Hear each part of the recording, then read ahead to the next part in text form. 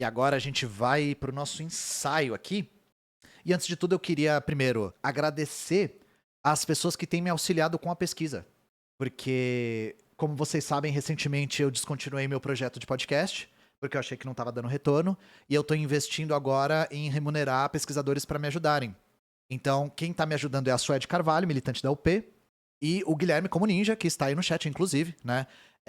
Dois cearenses que estão colonizando as minhas pesquisas, porque estão trazendo coisas de Ceará pra caramba aqui. Mas é isso, queria dar os créditos pros camaradas, não pra, assim, pra demonstrar pra vocês como pesquisa é um processo coletivo e precisa ser. Não fosse a Suede como ninja e não fossem os dezenas de pesquisadores que eu tive que ler pra fazer essa live, ela não aconteceria, né?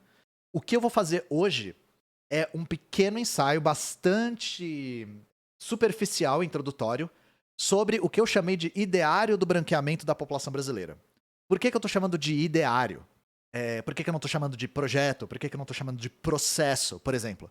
Porque há bastante debate historiográfico acerca da extensão dessas políticas e desse tipo de pensamento no Brasil. Esse debate ainda está muito vivo, ele não está encerrado. Mas uma coisa que a gente pode dizer com toda certeza é que havia, sim, no Brasil um ideário de branqueamento muito extenso, que a gente pode dizer que se estende por séculos até. Então, para introduzir esse tema, eu vou trazer para vocês um exemplo aqui, ó. Esse quadro é muito famoso quando o assunto é o ideário de branqueamento da população brasileira. O nome desse quadro é A Redenção de Cam, de um pintor espanhol chamado Modesto Brocos. O que esse quadro está representando? A gente consegue ver uma avó negra retinta, uma filha negra menos retinta, com um bebê branco e um homem branco do lado. E a avó está estendendo as mãos para o céu, como que em agradecimento. O que esse quadro está representando? Primeiro a gente tem que entender o que é Cam. Cam é o filho de Noé. E é um filho que riu do pai, bêbado e nu, e ele foi amaldiçoado por Deus e pelo pai para toda a eternidade, toda a sua geração. O Deus do Antigo Testamento é uma coisa bastante curiosa, né? O que é a marca de Cam? Para alguns intérpretes, Cam deu origem à linhagem africana da humanidade. Depois isso foi interpretado como sendo a cor negra. A marca de Cam seria a cor negra. Na época da Idade Média, isso era mais interpretado como sendo a marca dos infiéis. Não tinha tanto a ver com raça. Só que aí no século XIX, isso é transformado sim em algo racializado, né? E aqui nós estamos vendo um exemplo de como se enxergava a reversão da maldição de Cam, que é o processo de branqueamento, mas não é qualquer branqueamento. É um branqueamento através da miscigenação. É um branqueamento através da mistura. Gente, não se engane. O Modesto Brocos, em 1895, quando ele pinta esse quadro, ele é um racista convicto, tá? Ele não é uma fada sensata, ele não estava fazendo uma crítica social foda.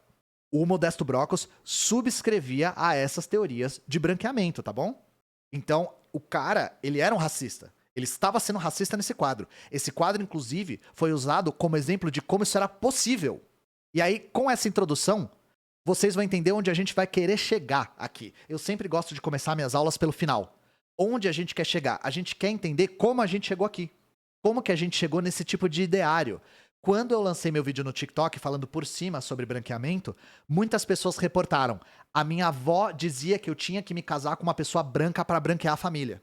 Muitas pessoas trouxeram anedotas de terem visto gente falando sobre isso. Então eu quero trazer para vocês como é que isso começou e qual a profundidade desse ideário, beleza? E sim, o Marcos Feliciano falou sobre os africanos serem descendentes da marca do filho amaldiçoado de Noé. Enfim, não preciso dizer muita coisa, vocês já sabem onde isso quer parar, né? Vamos lá. Vamos falar das origens do racismo dito científico. Então, no século XIX, a sociedade burguesa estava se consolidando na Europa.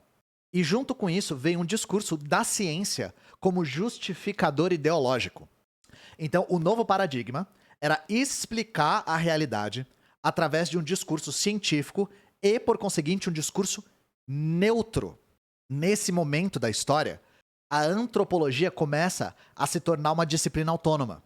Ela começa a virar uma área do conhecimento diferente de outras áreas do conhecimento. E o primeiro debate que surge nessa época, acerca do tema que a gente está abordando agora, é o debate de monogenia e poligenia. O que é a ideia de monogenia? É a ideia de que a humanidade tem uma origem única.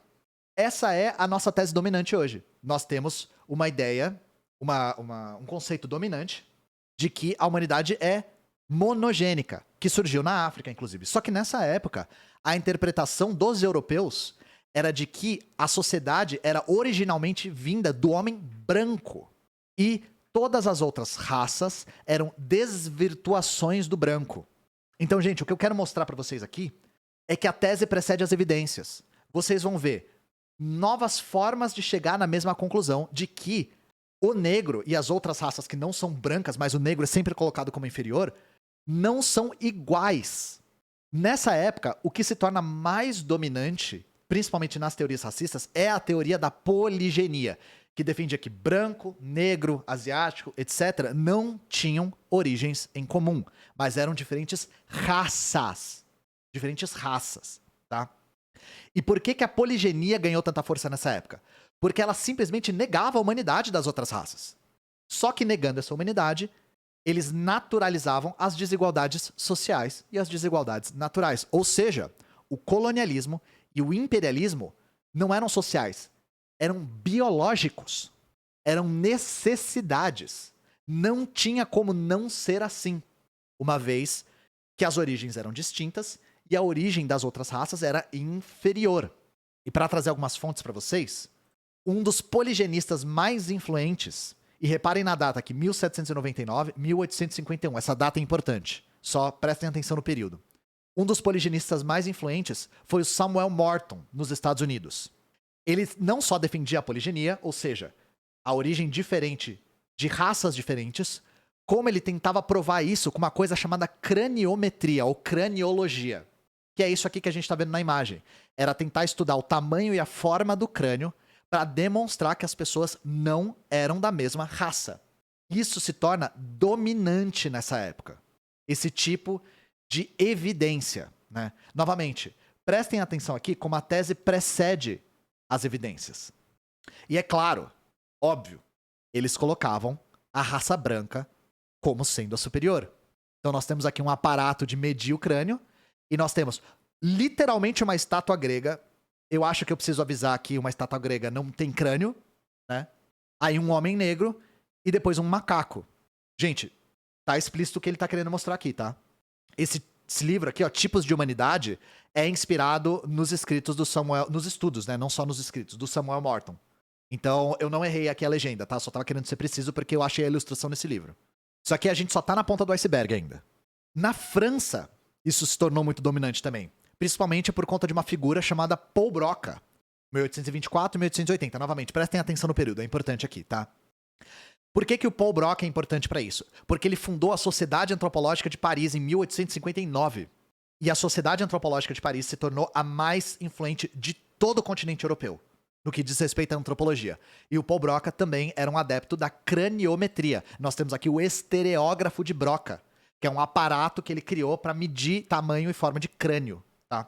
E o que eles defendiam? O que se tornou dominante a partir da craniometria e da poligenia na Sociedade Antropológica de Paris? Era a ideia de que, o tamanho do crânio era o principal elemento da diferença das raças, isso era determinante, e uma coisa muito importante, que miscigenação diminuía a capacidade reprodutiva. E isso é uma coisa que talvez vocês já tenham ouvido, porque eles comparavam humanos miscigenados com mulas. Inclusive existe uma tese de que a palavra mulato vem de mula, porque a mula é estéril e o mulato seria também estéril. Então esse discurso é muito forte nessa época, tá? Muito forte. Só que aí surge uma figura que todo mundo aqui conhece, que é o Charles Darwin. E quando o Darwin publica A Origem das Espécies, as coisas mudam um pouco. O debate começa a sair um pouco da monogenia e da poligenia. Não quer dizer que não existam poligenistas depois do Darwin, né? Mas a monogenia começa a ficar mais dominante por causa da teoria do Darwin.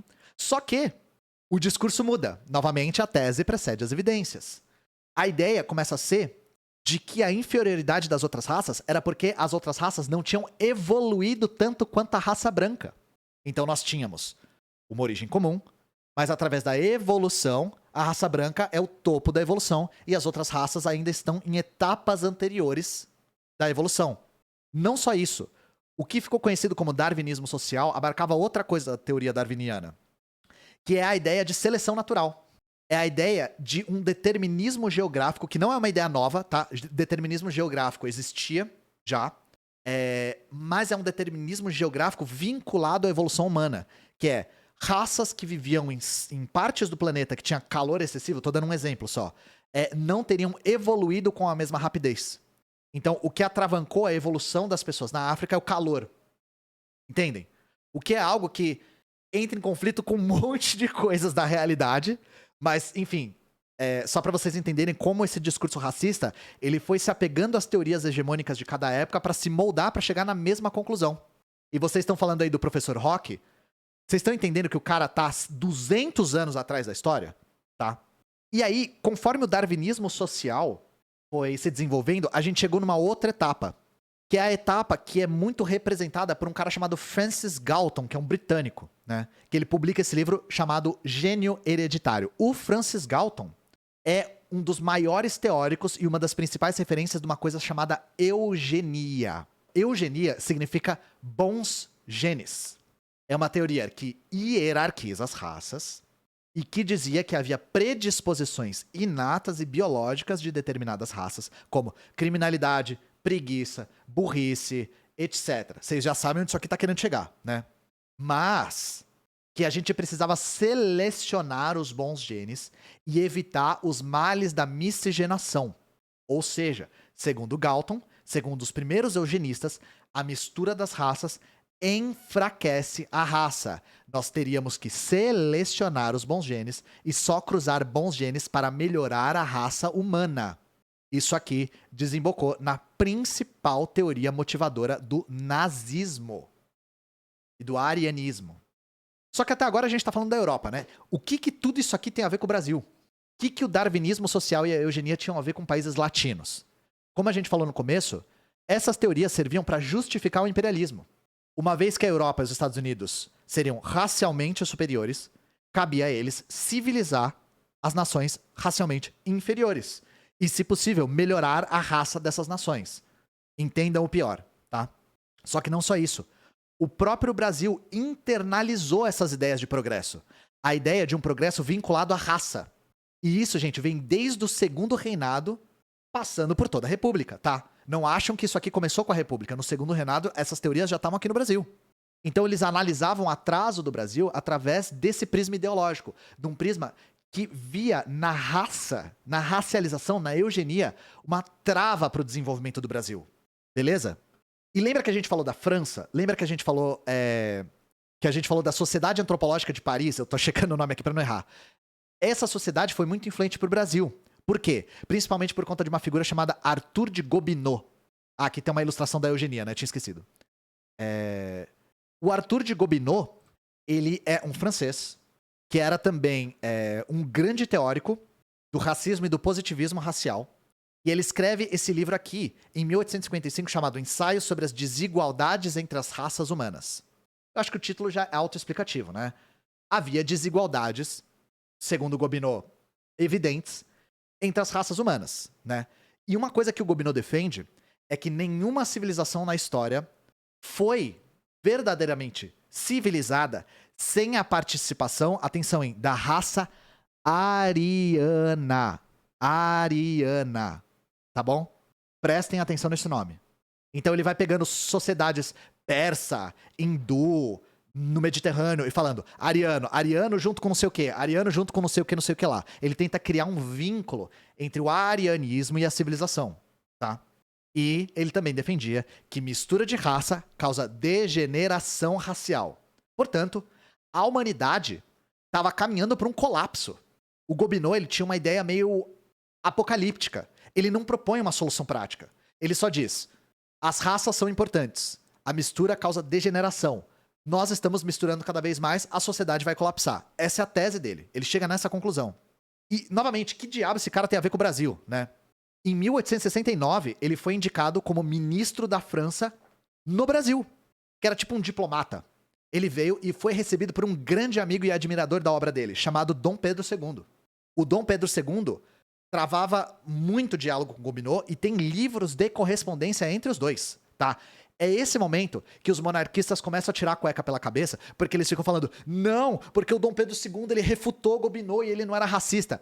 Falem de Gobineau para um monarquista e vejam ele espernear e tentando te convencer do inconvencível, tá? É uma coisa bastante divertida. Só que assim, vocês imaginam um cara que acreditava que a raça superior era a ariana, que a mestiçagem degenerava a raça, que a humanidade estava caminhando pro seu colapso, vindo pro Rio de Janeiro do século XIX. O que esse cara achava do Brasil? Ele achava que o Brasil era um lixo, ele tinha um desprezo imenso pelo Brasil. Pra ele era óbvio por que o Brasil era atrasado. Era porque tinha muito negro. Não tinha nem conversa. Então, gente, esse cara foi diplomata no Brasil. Esse cara. E aí vocês conseguem entender como isso foi chegando aqui? Por qual via? Para além dos brasileiros que liam esses teóricos, eles estiveram aqui. Eles falaram sobre o Brasil. Eles analisaram o Brasil. E as nossas elites internalizaram isso. Beleza? Então, isso aqui na época do Império. Na época da República, nós temos uma figura muito, muito fundamental pro racismo brasileiro, que é o Raimundo Nina Rodrigues. Prestem atenção nesse cara. O Nina Rodrigues era médico legista e ele foi um dos primeiros antropólogos criminais do Brasil.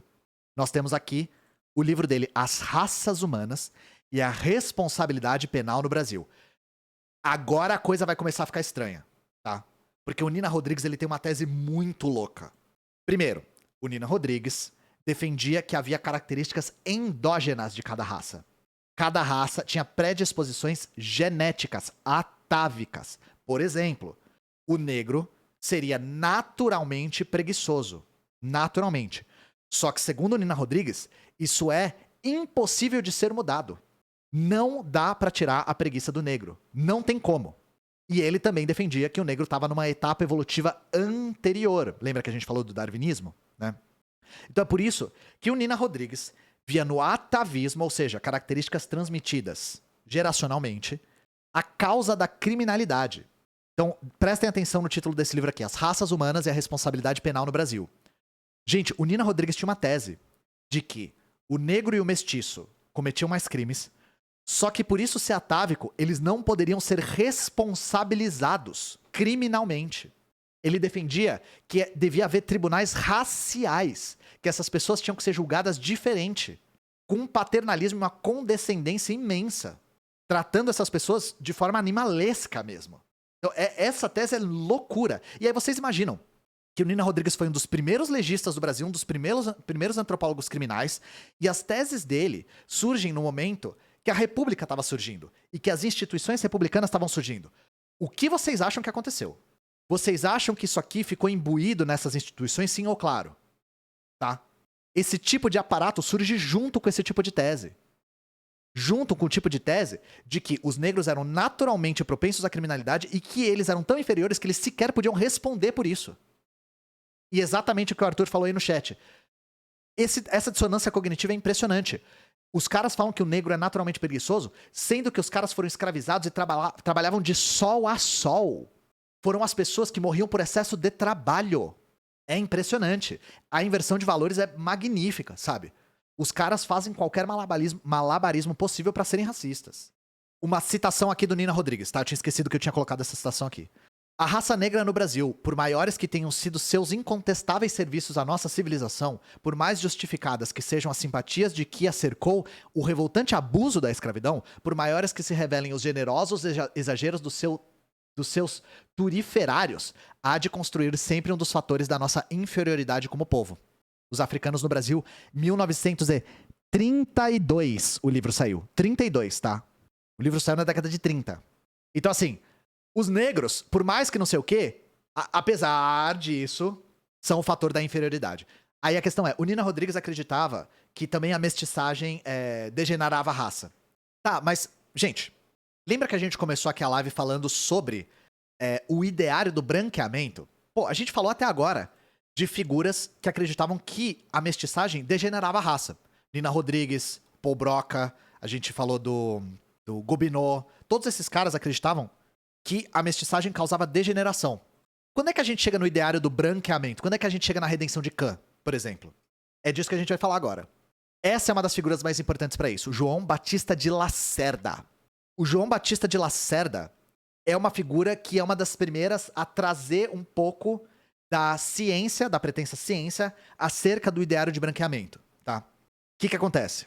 Em 1911, acontece uma coisa chamada Congresso Universal das Raças, em Londres. Era um congresso no contexto do imperialismo e do neocolonialismo.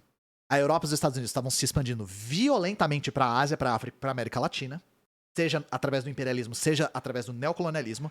E o congresso, chamado Congresso Universal das Raças, tinha como objetivo, entre aspas, debater a paz mundial. Ou seja, debater o direito das pessoas de colocarem a bota no pescoço dos outros e os outros ficarem calados, né? O que acontece? No Brasil, o governo Hermes da Fonseca, nessa época, envia 2 representantes brasileiros para esse congresso. Um é o João Batista de Lacerda, que é o que a gente vai falar, e o outro chama-se Edgar Roquete Pinto, que é um nome que é bem conhecido aqui no Brasil. O João Batista de Lacerda, ele apresenta um trabalho, ele faz uma palestra chamada Os Mestiços do Brasil. The Métis or Half-Breeds of Brazil. Ele apresentou com esse nome, tá? Era em Londres. O que ele traz? Ele traz a ideia de que a mestiçagem no Brasil não teria gerado alguém inferior. Que era uma ideia, como vocês puderam ver pelo histórico, nova, tá? Era uma ideia nova. E foi uma das ideias mais debatidas do Congresso, porque era uma ideia nova. Ele dizia que os mestiços tinham grande capacidade para letras, ciências e política, usando exemplos de autores da literatura, mas, e depois do mas sempre veio coisa ruim, eram moralmente voluptuosos e pouco afeitos ao trabalho braçal, ou seja, preguiçosos atavicamente. E aí que o Lacerda apresenta uma tese, e é uma tese que só o Brasil tem, até onde eu consegui checar, em todo o mundo. A tese de que a miscigenação, eventualmente, vai levar ao branqueamento em todos os outros lugares. A tese era de que a miscigenação levaria ao escurecimento, que as pessoas mestiças estariam mais próximas da pele escura. O Brasil inverte, coloca de cabeça para baixo essa tese. Então, olha só. Isso aqui é um gráfico muito famoso que foi apresentado pelo João Batista de Lacerda. Isso aqui é o quão rápido o Brasil, por ser um país muito mestiço, estaria totalmente branqueado. Então, nós vemos aqui, ó, Constituição etnológica da população do Brasil daqui a 100 anos. Olha o último, D. Ano de 2012. 80% branco, 17% mestiço, 3% indígena. Tá escrito ali embaixo, negro, 0. Eu sei que tá pequeno, mas tá escrito ali, negro, 0, 0. Gente, o que vocês acham que ele tava querendo dizer com isso aqui? Por que ele fez questão de colocar negro 0 ali? Lembrando que hoje em dia a maior parte da população brasileira se identifica como negra, tá? Então, ele apresenta esse gráfico e a razão é simples. O governo tava enviando esse cara pra lá pra tentar demonstrar uma ideia de superioridade racial brasileira para a Europa. Era para atrair os olhares europeus e estadunidenses para o Brasil. Dizer assim, nós ainda não somos civilizados, mas a gente vai chegar lá. Dá 100 anos que a gente consegue chegar lá. O cara justificava isso dizendo o seguinte, que os mestiços tendem a buscar parceiros brancos, ele diz isso meio baseado na cabeça dele, e que, isso sim era verdade, que há um grande fluxo imigratório para o Brasil nessa época. A gente vai falar disso mais para frente, mas isso era verdade, tá? Ele termina dizendo triunfante, abre aspas, o Brasil caminha para ser um dos principais centros da civilização no mundo. Por quê? Porque seria branco no futuro. Então a ideia era essa, não é civilizado, mas vai chegar lá, confiem. Quando o Lacerda volta, ele é duramente criticado pelo que ele falou. Porque ele era racista? Não. Porque ele apresentou para os Estados Unidos e para a Europa um Brasil negro demais. E que ele apresentou uma tese de que o Brasil ia se branquear em tempo demasiado longo. O cara foi criticado por não ser racista o suficiente, ele não foi criticado por ser racista demais. Então, gente, só tô demonstrando aqui toda a linhagem do ideário do branqueamento no Brasil, tá bom? E aí, em último lugar, só uma figura que eu vou falar de passagem que talvez vocês já tenham ouvido falar, que é o Oliveira Viana. O Oliveira Viana talvez tenha sido o maior e mais conhecido teórico da eugenia brasileira. Ele também era adepto da hierarquia das raças, e ele entendia que a miscigenação brasileira, aí sim também no ideário do branqueamento, era positiva. E que, também, a miscigenação, no futuro, ia branquear a raça, eliminando o quê? O atavismo negro. Como a miscigenação branqueia, no futuro, a preguiça inata dos negros ia sumir. E isso tudo, gente, na década de 20 e 30. Só para vocês entenderem o quão tardio isso foi, tá? Então, eu só queria demonstrar alguns teóricos brasileiros que foram importantes para que esse ideário ficasse imbuído na mente dos brasileiros, das academias, né? Só que aí a pergunta que eu faço para vocês é: isso só ficou na cabeça dos caras? Foi um monte de cara falando sobre, apresentando o projeto. Pô, hoje a maior parte do Brasil é negra. Qual foi a extensão desses pensamentos, né? Isso chegou nas pessoas? Isso teve algum impacto sobre políticas públicas? É isso que a gente vai debater agora. E eu só quero adiantar que esse debate tá muito em aberto ainda, tá? Isso aqui dá muito pano pra manga, tem muita treta a respeito disso. Então, eu não vou trazer pra vocês o debate historiográfico, porque aí é coisa pra academia. Mas uma coisa que eu vou dizer pra vocês é: eu vou trazer muitos dados e poucas conclusões, número 1. Número 2, esse debate é recente e ele é controverso, tá? Bastante controverso. Se vocês quiserem se atentar a esse debate, eu vou deixar toda a bibliografia aqui.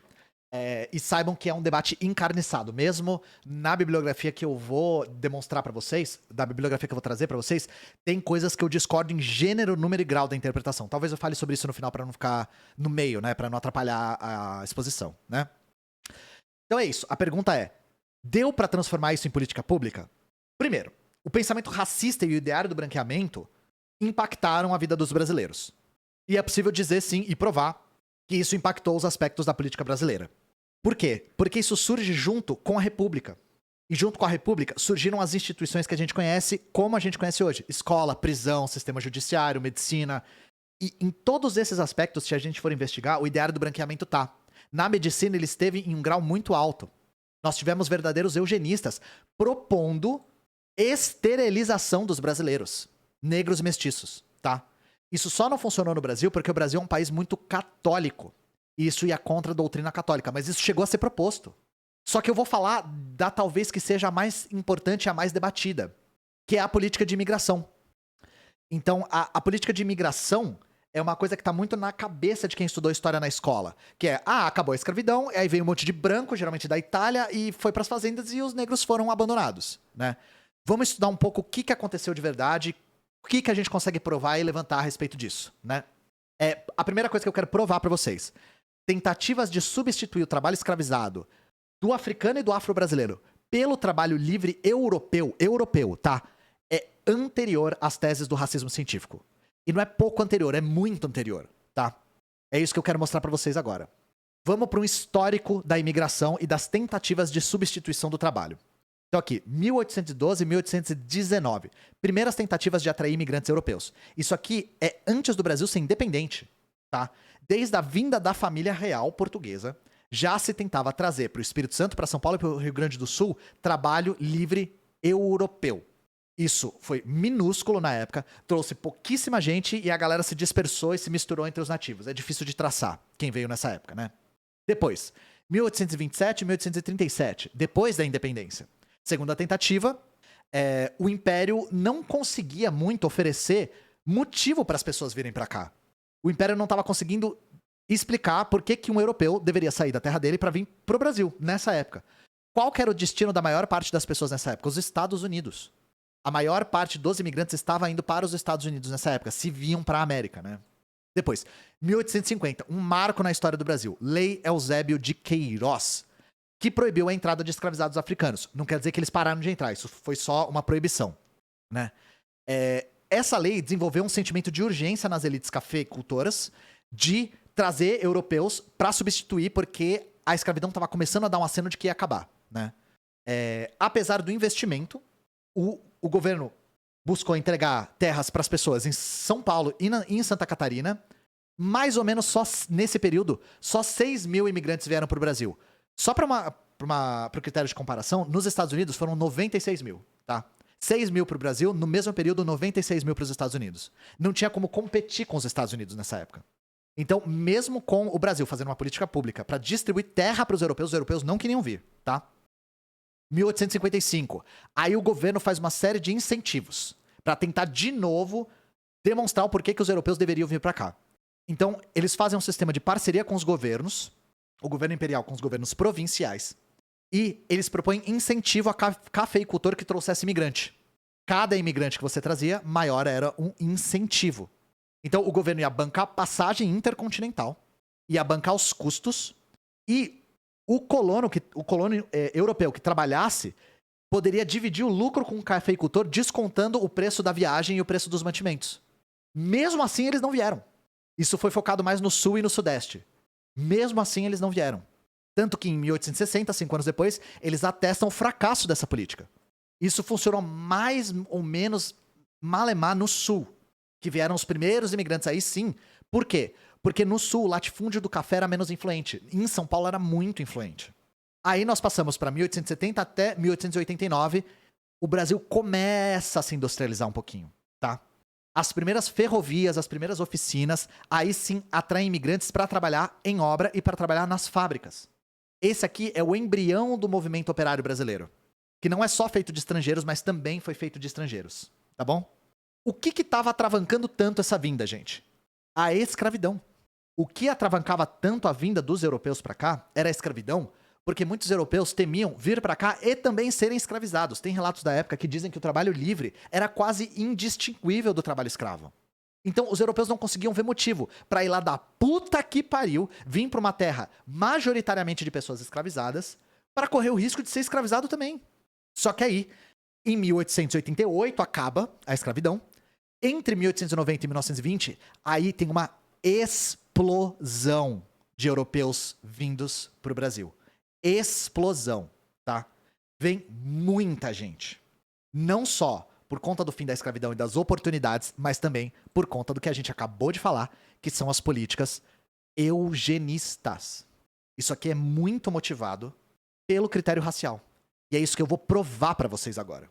Gente, eu só vou falar de São Paulo. Por quê? Porque cada estado era província, mas virou estado. Cada estado tem uma história em particular, tá? O caso de São Paulo é muito evocado como sendo um caso que é regra pro Brasil todo. Só que isso é um equívoco. A ideia de que nós tínhamos escravizados, como eu tô mostrando aí na foto. Isso aí é uma foto de 1885, em São Paulo, no Vale do Paraíba, tá? Só pra mostrar pra vocês. Existia gente negra. Essas pessoas tinham rosto, tinham família, tinham vontade. Elas viviam, tá? Elas existiam, tá aí a foto. A ilusão que a gente tem tinha essas pessoas, chegaram os italianos e substituíram essas pessoas e foi assim no Brasil inteiro. Primeiro, isso mais ou menos só funciona pra São Paulo e só pra uma certa região de São Paulo. A gente vai falar do caso de São Paulo hoje pra falar da perspectiva de branqueamento. Mas a respeito da colonização da terra, é muito complexo. Minas foi um caso, Espírito Santo foi outro, Rio foi outro, Santa Catarina foi outro, etc. Tá? Então vamos lá. Nunca se esqueçam que esse paradigma só funcionava para São Paulo. Primeiro de tudo, São Paulo era a terceira província com mais escravizados no país. Ficava atrás do Rio e atrás de Minas. Lembra que a gente falou que há muito tempo o governo imperial já tentava trazer imigrantes? Então, a Assembleia Provincial de São Paulo era a que mais tentava. Já em 1871, eles alocam recurso para fazer a mesma coisa que o governo imperial estava tentando fazer, que era incentivar quem quisesse trazer europeu. Então assim, se você trouxer, você vai ter benefício, tá? Só que aí em 1884, antes do fim da escravidão ainda, São Paulo cria uma coisa chamada Sociedade para a Promoção da Imigração. O que eles faziam? Era uma instituição privada, mas financiada pelo Estado.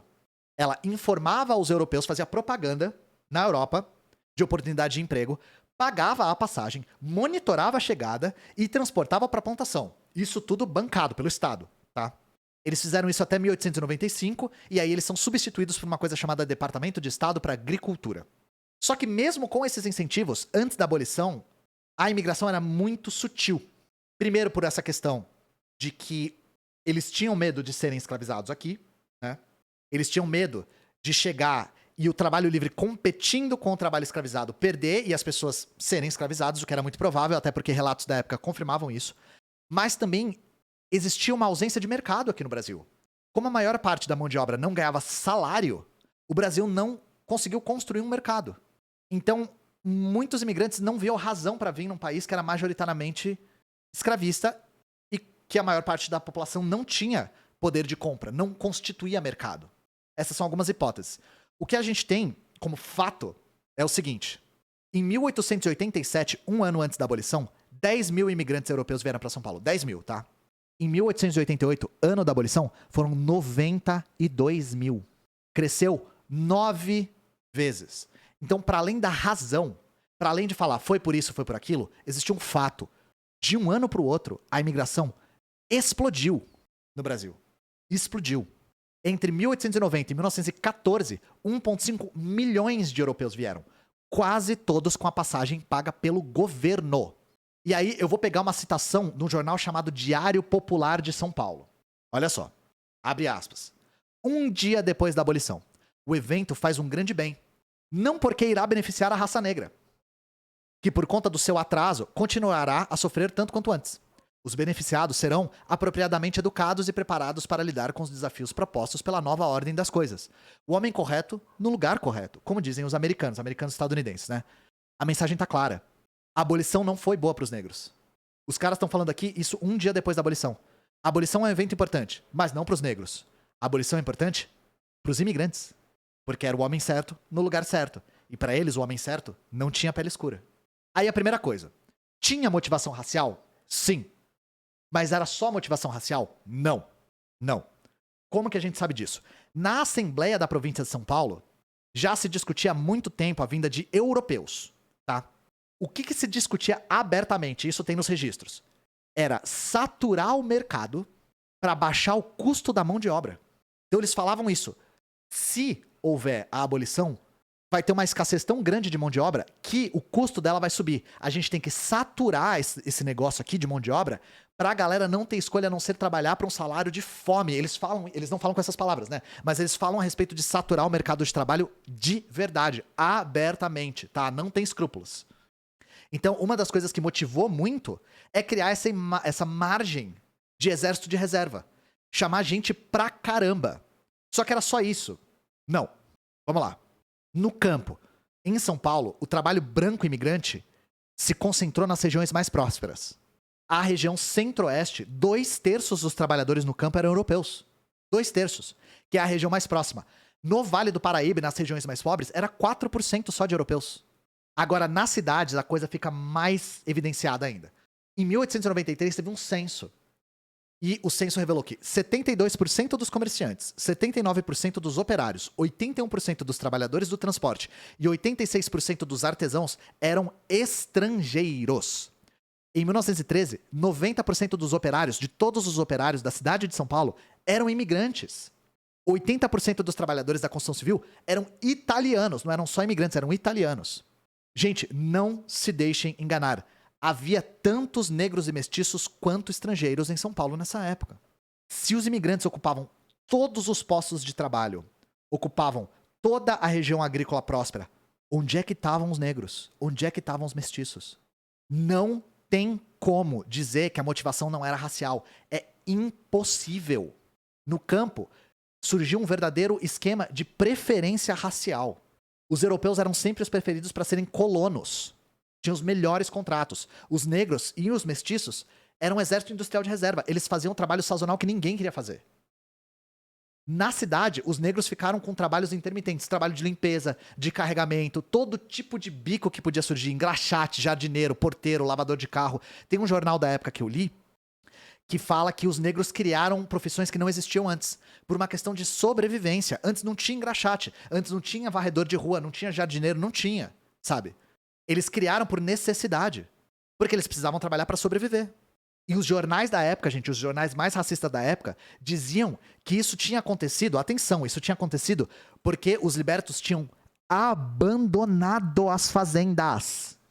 Abandonado, porque eram preguiçosos. Essa era a tese, para explicar, porque a maior parte era branca e imigrante, a explicação para eles era óbvia. Os negros não quiseram trabalhar. Não quiseram, não tiveram vontade de trabalhar. E isso anda de mãos dadas com uma coisa chamada ideia da vadiagem, que era bem a ideia de que você só é pobre se você quiser. É a ideia de que você é pobre se você é preguiçoso. Com os postos de trabalho ocupados pelos migrantes, obviamente, quem era preguiçoso, eu não preciso nem dizer quem era, né?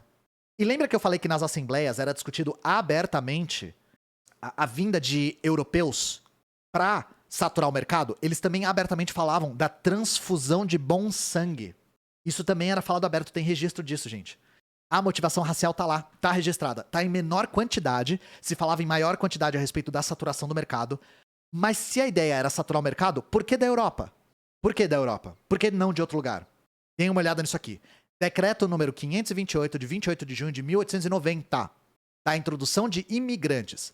É inteiramente livre a entrada, nos portos da República, dos indivíduos válidos e aptos para o trabalho, que não se acharem sujeitos à ação criminal no seu país, exceptuados os indígenas da Ásia ou da África, que somente mediante autorização do Congresso Nacional poderão ser admitidos de acordo com as condições que forem então estipuladas. Todo proprietário territorial que desejar colocar imigrantes europeus em sua propriedade tem direito aos favores constantes deste decreto, desde que sejam preenchidas as condições aqui estipuladas.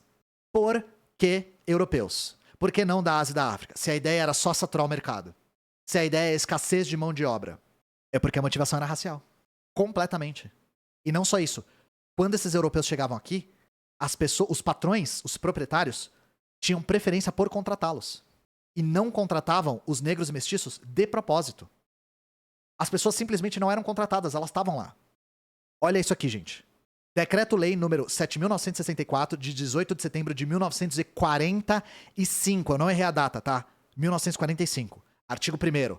Todo estrangeiro poderá entrar no Brasil desde que satisfaça as condições estabelecidas por essa lei. Artigo 2º. Atender-se-á, na admissão dos imigrantes, a necessidade de preservar e desenvolver na composição étnica da população as características mais convenientes com a sua ascendência europeia, assim como a defesa do trabalhador nacional.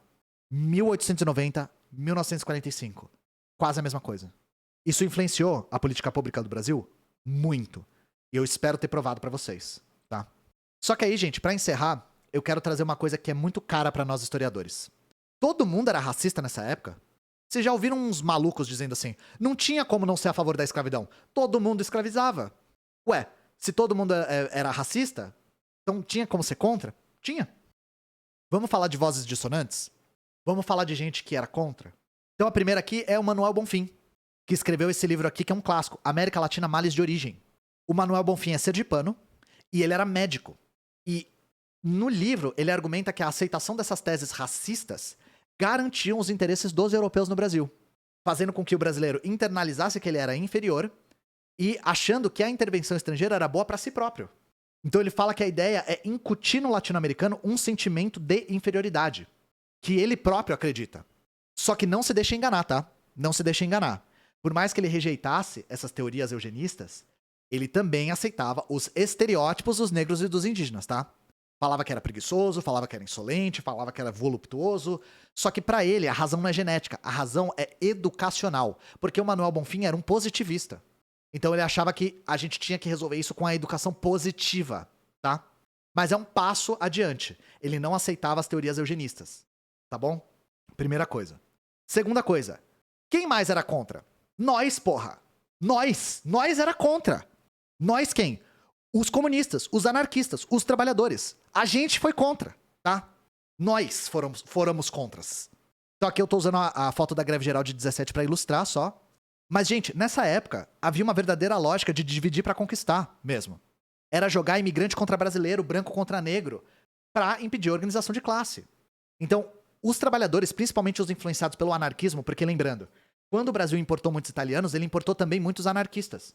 E isso compôs a primeira leva de esquerda radical que o Brasil teve. Dá uma olhada aqui num jornal de 1900. Um jornal chamado Grito do Povo. No dia 1º de maio, inclusive. Abre aspas. Nós não estamos mais nos mesmos tempos da escravidão.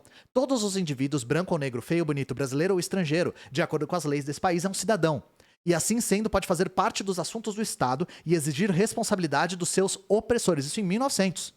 Parte da classe trabalhadora era avessa a ideias de colocar os negros contra os brancos, de colocar os estrangeiros contra os brasileiros. Eles viam todo mundo como trabalhador. Então é isso que eu tô falando. Quem foi contra? Foram alguns teóricos? Sim, mas nós fomos contra. Só que tem um problema. Não foi todo mundo que foi contra.